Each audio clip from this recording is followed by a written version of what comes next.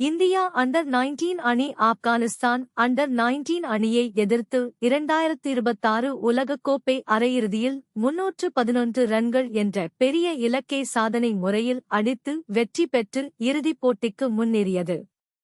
India vs Afghanistan under 19 அரையிறுதியில் ஆப்கானிஸ்தான் முதலில் batting செய்து 4 விக்கெட் 310 ரன்கள் குவித்தது.